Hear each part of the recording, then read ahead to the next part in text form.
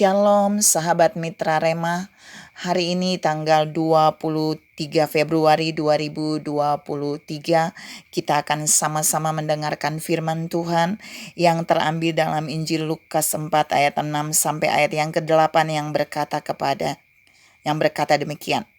Kata iblis kepadanya, segala kuasa itu serta kemuliaannya akan kuberikan kepadamu, sebab semuanya itu telah diserahkan kepadaku, dan aku memberikannya kepada siapa saja yang ku kehendaki. Jadi jika engkau menyembah aku, seluruhnya itu akan menjadi milikmu. Tetapi Yesus berkata kepadanya, ada tertulis, engkau harus menyembah Tuhan Allahmu, dan hanya kepada Dia saja engkau berbakti.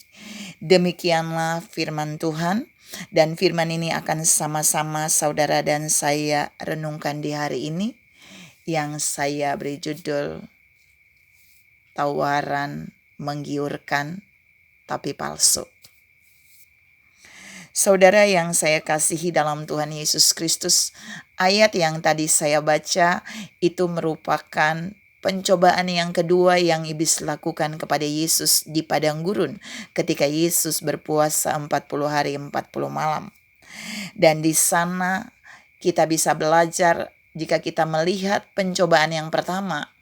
Dalam pencobaan pertama tidak ada tawaran iblis, hanya memerintah.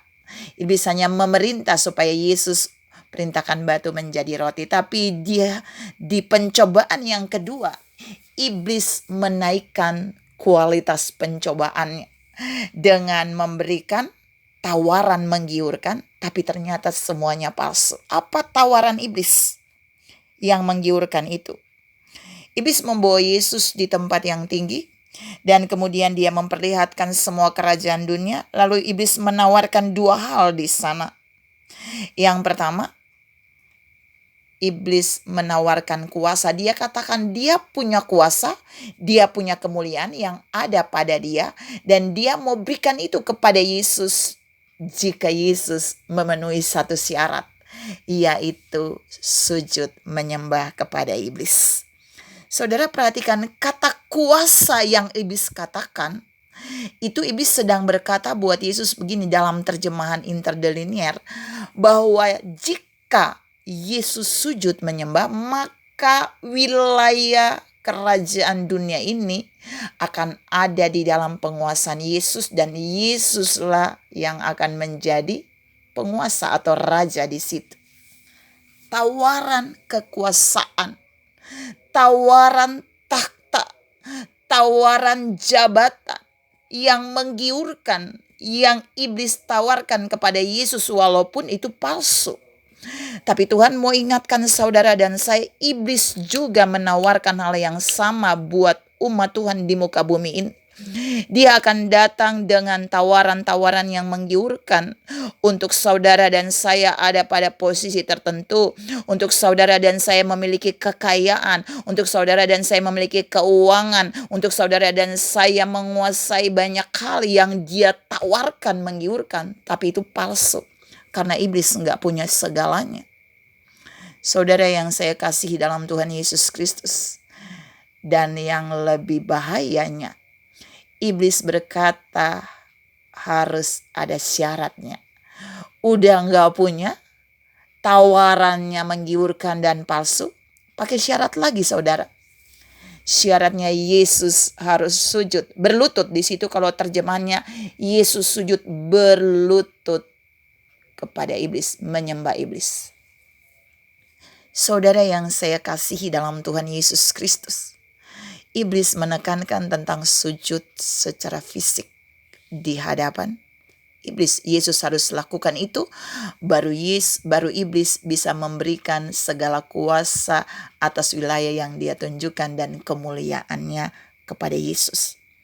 Saudara yang saya kasihi dalam Tuhan Yesus Kristus, Yesus kemudian meresponi pencobaan melalui tawaran iblis yang menggiurkan tapi palsu itu.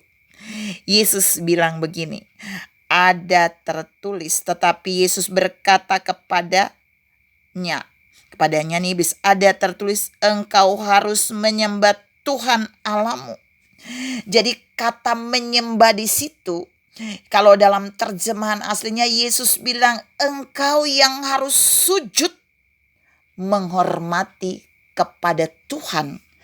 Kata Tuhan di situ dalam terjemahannya adalah sang pemilik segalanya. Saya ulangi. Jadi bahasa Yesus yang pertama untuk meresponi iblis tentang kepemilikan yang iblis katakan tadi bohong itu. Yesus bilang engkau harus sujud, engkau harus tunduk, engkau harus berlutut, engkau harus hormat kepada Tuhan sang pemilik segalanya yang tadi kamu sebutkan itu. Keren kan? Apa yang Yesus katakan bagi iblis? Jadi ketika iblis mengklaim sesuatu yang dia miliki tapi tidak ada, maka Yesus menyadarkan iblis, Yesus menimpali iblis dengan pernyataan firman bahwa ada tertulis, engkau yang harus sujud menyembah, engkau harus berlutut menghormati kepada Tuhan pemilik segalanya. Jadi bukan kamu pemiliknya. Yesus lagi ngomong kepada iblis, bukan kamu pemiliknya. Ngapain aku sujud kepada kamu? Wong bukan kamu pemiliknya, yang punya adalah Tuhan sang pemilik segalanya. Itu respon Yesus yang pertama, tapi surprise. Respon Yesus yang kedua, kalimat selanjutnya. Yesus menekankan, dan hanya kepada Dia sajalah engkau berbakti. Perhatikan, kata berbakti di sini dalam terjemahan asli adalah menyembah di dalam ibadah. Saya ulangi, kata berbakti di sini, iblis harus menyembah Tuhan di dalam ibadah. Dia harus beribadah dan menyembah hanya kepada Tuhan, bukan kepada yang lain. Artinya Yesus lagi bilang gini, dia hanya akan melakukan seperti apa yang firman lakukan. Tawaran iblis adalah tawaran menggiurkan tapi kosong, palsu. Dan semua yang iblis tawarkan tidak menggiurkan Yesus. Plus syarat yang diajukan pun otomatis tidak dilakukan oleh Yesus. Saudara yang saya kasihi dalam Tuhan Yesus Kristus, waktu saudara dan saya lolos dalam pencobaan yang agak sederhana seperti Yesus kemarin hanya disuruh membuat batu menjadi roti. Jika gagal, iblis akan meningkatkan kualitas pencobaannya. Tapi perhatikan, Yesus pun menjawab iblis dengan firman yang sangat berkualitas. Iblis mengatakan tentang satu penyembahan, tapi Yesus menekankan tentang dua cara penyembahan. Yaitu kamu harus berlutut, sujud dan menghormati. Itu menyembah. Tapi yang kedua Yesus bilang kamu harus beribadah dan menyembah Allah di dalam ibadah itu. Saudara yang saya kasihi dalam Tuhan Yesus Kristus, ada berapa banyak anak Tuhan gagal dalam pencobaan yang kedua? Ketika iblis menawarkan banyak hal. Mungkin orang berkata, oh iblis gak nawarin. Seperti orang pergi ke penguasa-penguasa gunung, pergi ke mata air, pergi ke paranormal dan perdukunan, dengan tawaran-tawaran menggiurkan. Dan herannya, banyak anak Tuhan terjebak di dalam bagian ini. Syarat apapun mereka akan penuhi demi mendapatkan tawaran-tawaran iblis yang menggiurkan itu. Tapi sesungguhnya saudara dan saya tidak boleh melakukan itu. Mari kita teladani Yesus bahwa pemilik segalanya itu hanya milik Tuhan yang menciptakan langit dan bumi. Dan hanya kepada Dia kita sujud, kita hormat, kita tunduk. Dan hanya kepada Dia kita beribadah dan menyembah. Tuhan memberkati saudara berlimpah.